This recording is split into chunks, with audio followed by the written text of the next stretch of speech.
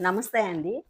నేను మీ భవానీ కుస్మాని. నేను బాగున్నాను. మీరు బాగున్నారు అనుకుంటున్నాను. అందరం బాగుండాలని ఆ భగవంతుడిని వేడుకుంటూ, ఈరోజు ఒక మంచి విషయం మీతో నేను పంచుకోవాలనుకొని మీ ముందుకొచ్చానండి. ఎందుకంటే ఇప్పుడే నేను 'దేవరా' మూవీకి పోయొచ్చి వెంటనే కొన్ని విషయాలు మీతో చెప్పుకోవాలని వచ్చానండి. నాకు సినిమాలంటే చాలా పిచ్చండి. అప్పుడు చిన్నప్పుడు జీవితం గుర్తొచ్చినప్పుడు పాతవన్నీ తలుచుకుంటుంటే కష్టాలు అని అంటుంటారు కదండీ! తలుచుకోకుండా ఎవరుంటారండి? అవన్నీ తలుచుకున్నప్పుడల్లా కొంచెం మనసు కష్టంగా ఉంటది. అట్లాగే ఈ మధ్య మా అబ్బాయి కొంచెం చాలా బిజీ అయిపోయాడండి. 1 మంత్‌గా ఎక్కువ బిజీ అయిపోయాడు. వర్క్ అంట, ఆఫీస్ వర్క్. ఇక మా కోడలు ఇంట్లో నుంచి వర్క్ చేసుకుంటున్నా తను వర్క్ ఎక్కువ. వాళ్ళ నాన్నకి కంటి ఆపరేషన్ చేయాలి అని ఇట్లాగా తను బిజీగా ఉంది. ఇక ఒంటరిగా ఉంది. నాకు కూడా కొంచెం ఆలోచనలు ఎక్కువైపోయి నేను కొంచెం లోన్లీగా ఫీల్ అవుతూ బాధగా ఉన్నాను. సరే టికెట్లు తీసుకున్నానమ్మా పోదాం సినిమాకని ముగ్గురం వెళ్ళామండి. మా అబ్బాయి, నేను, మా కోడలు ముగ్గురం వెళ్ళాము 'దేవర' మూవీకి. 'దేవర' మూవీ స్టార్టింగ్ ఇంట్రడక్షన్‌లో మనకి కొన్ని కొన్ని మంచి మాటలు చెప్తారు కదండీ! అట్లాగే జూనియర్ ఎన్టీఆర్ వాయిస్ తోటి మాటలు చెప్పారండి. ఎందుకంటే మనం కరెక్ట్ రూట్‌లో పోయినా గానీ, పక్క నుంచి మనకి ఏదో ఒక అనర్థాలు జరుగుతాయి. మనం స్వయంగా చేయకపోయిన పొరపాట్లు, పక్కన వాళ్ళు ఎదుటి వాళ్ళు చేసే పొరపాట్ల వల్ల మన జీవితంలో కొంతమందిని కోల్పోతుంటాము. అట్లాగే వాళ్ళ నాన్నగారు యాక్సిడెంట్‌లో పోయారు గదండీ! వాళ్ళ అన్న యాక్సిడెంట్‌లో చనిపోయారు గదా! ఆ విషయాల్ని వాళ్ళిద్దరు ఫోటో ఏసి, ఈ విషయాలన్నీ చెప్పి మీ వెనక ఒక ఫ్యామిలీ ఉంది అని గుర్తుపెట్టుకొని మీరు డ్రైవ్ చెయ్యండి అని జెప్పారు. ఆ మాటలన్నీ చెప్పారు. అంటే యాజ్ ఇట్ ఈజ్‌గా నేను చెప్పలేదండి. కొన్ని మాటలు నా మనసుకు హత్తుకున్న మాటలు మాత్రం చెప్తున్నాను. ఇట్లాగా చిన్నవాడైనా గానీ ఇంత మంచి విషయాలు చెప్పాడు గదా! అనుకోని మనసులో నేను కొంచెం ఎమోషన్ అయ్యానండి.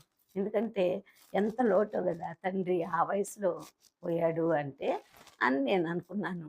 తర్వాత చాలా చాలా గుర్తొస్తాయండి ఎవరి గురించైనా గూడాను.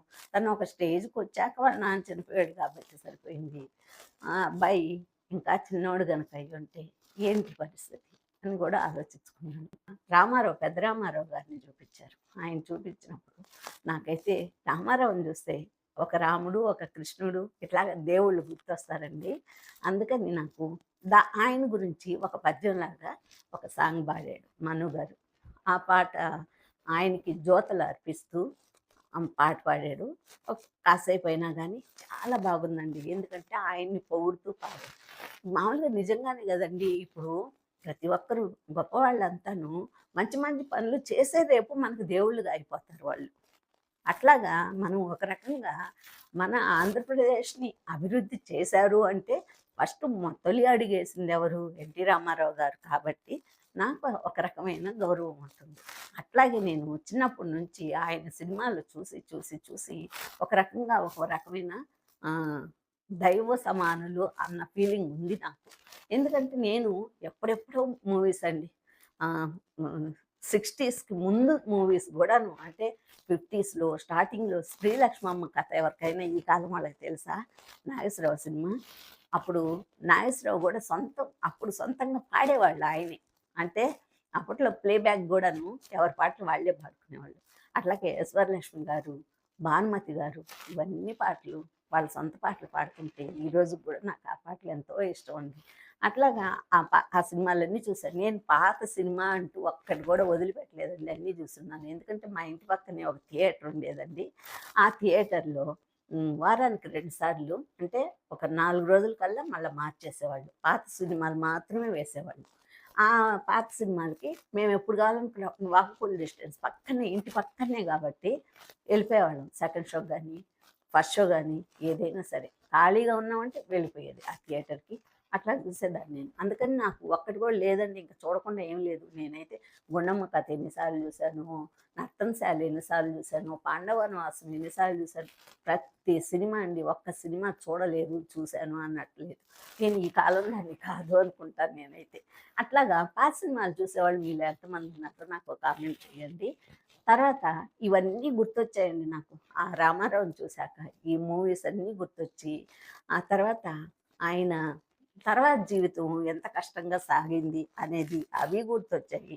అన్నీ గుర్తొచ్చాయి. సినిమా చూస్తున్నంత సేపు నాకు ఎంతసేపు ఇవే గుర్తొస్తున్నాయండి ఈ మూవీతో పాటు. ఆ తర్వాత నాకు 'రామారావు' చూసిన తర్వాత మేము ఒక 3 ఏళ్ళు ఆహ్, హైదరాబాద్‌లో ఉన్నాం గదండీ! మా పిల్లలకి చదువులయిపోయాక జాబ్స్‌కని, మా అబ్బాయి ఎంబీఏ కని అక్కడ 3 ఏళ్ళు ఉన్నాం. 3 ఏళ్ళు ఉన్నప్పుడు ఆ 3 ఏళ్లలో మా వారు నన్ను ప్రతి గురువారం బాబా టెంపుల్‌కి తీసుకుపోయేవాళ్ళు. పంజాగుట్టలో బాబా టెంపుల్ ఉంది పెద్దది. అక్కడికి తీసుకెళ్ళేవాళ్ళు. అప్పుడు పోయినప్పుడు ఇక ఆ రోజంతా అంటే టెంపుల్‌కెళ్ళాక, ఆ టెంపుల్ నుంచి ఈవినింగ్ దాకా నన్ను ఈ హైదరాబాద్‌లో ఏమేమి ప్లేసెస్ ఉన్నాయి, మంచి ప్లేసెస్ ఫేమస్‌గా ఉండేవి అవన్నీ చూపించేవాళ్ళనమాట.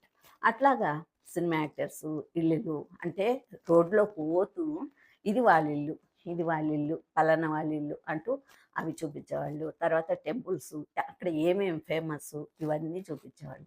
తర్వాత ప్రతి శనివారం చిలుకూరు వెళ్ళేవాళ్ళం. చిలుకూరు బాలాజీ టెంపుల్‌కెళ్ళేవాళ్ళం. ఆ టెంపుల్ గూడా చూసేదాన్ని.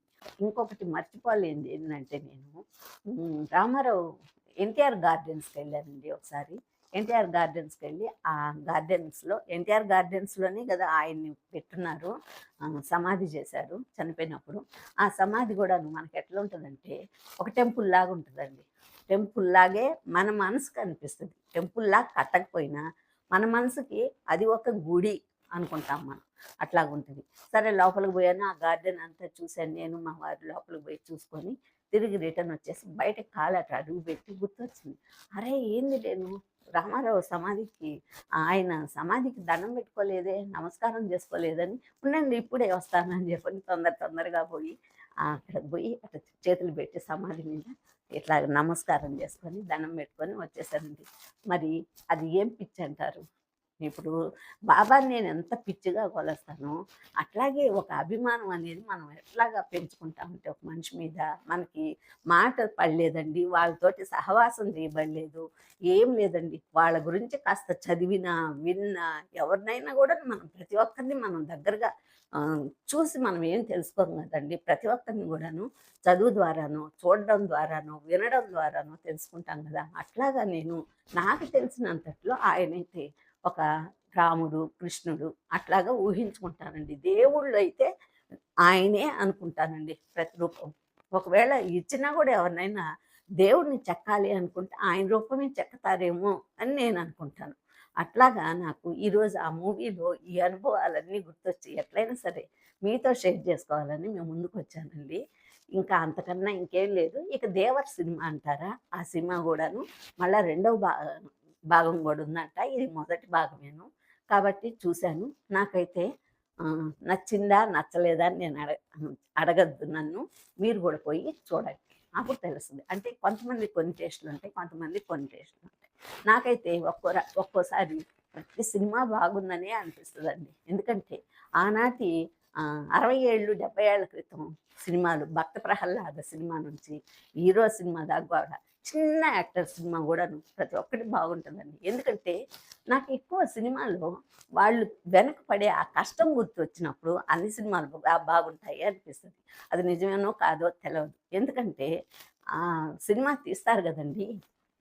5 ఏళ్ళు తీసినా, 10 ఏళ్ళు తీసినా, ఒక్క నెలలో తీసినా, 20 రోజుల్లో తీసినా మూవీ దాని వెనక పడే వాళ్ళ కష్టం గూడా గుర్తొస్తదండి. నాకు మూవీతో పాటుగా వాళ్ళు పడే కష్టము, ఆ డబ్బులు, వాళ్ళు ఖర్చు పెట్టే డబ్బులు ఇవన్నీ గుర్తొస్తాయి గాబట్టి నాకు ప్రతి సినిమా బాగుంది అనిపిస్తది.